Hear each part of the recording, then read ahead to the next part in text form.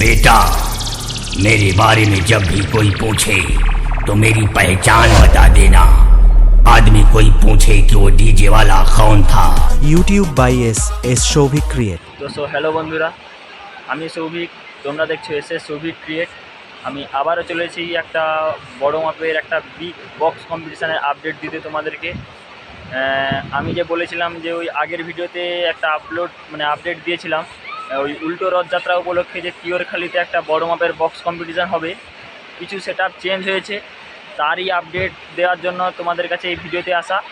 তো আমি এখন আজকে এসেছি একটু দীঘাতে বেড়াতে এসেছি, তাই জন্য একটু হয়তো ভিডিওটা আপডেট দিতে একটু দেরি হচ্ছে। তো আমি বলছি যে কোন কোন সেটআপ আসছে তোমাদেরকে বলে দিই। কিওরখালিতে উল্টো রথযাত্রা উপলক্ষে যে কটি সেটআপ আসছে, ওই 5খানা সেটআপ ছিল, 1খানা সেটআপ বেড়েছে, 6খানা সেটআপ হয়েছে। পাওয়ার মিউজিক ছিল, এমডি মিউজিক ছিল, মা কালী জনকা ছিল, মা কালী চিমুর দুনিয়ার সেটআপ ছিল, এবং রকস্টার মিউজিক নতুন ভাড়া হয়েছে। আর ওই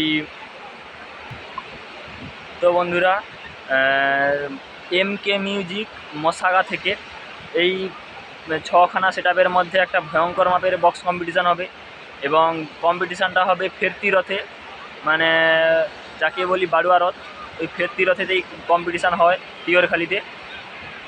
আর ওই যে কম্পিটিশানটা যে হবে তোমার ঠিক 12টার পরে 3টার আগে, এই টাইমটার মধ্যে যে কোনো সেটআপ সব রানিং করবে, এবং রানিং করার পর তোমার যে যার মুখোমুখি কম্পিটিশান হবে।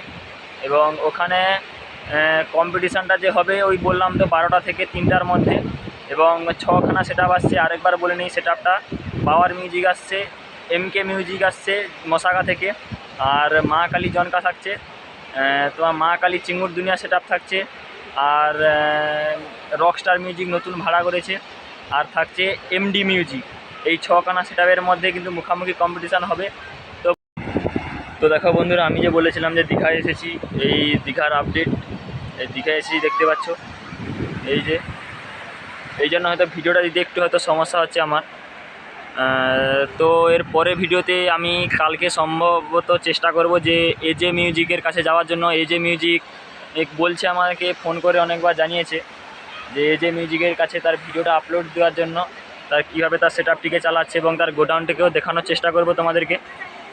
তো চলো বন্ধুরা, ভিডিওটা কন্টিনিউভাবে ওয়াচ করতে থাকো, এবং যদি ভিডিওটা ভালো লেগে থাকে তাহলে লাইক, কমেন্ট, শেয়ার এবং সাবস্ক্রাইব করে দেবে চ্যানেলটিকে।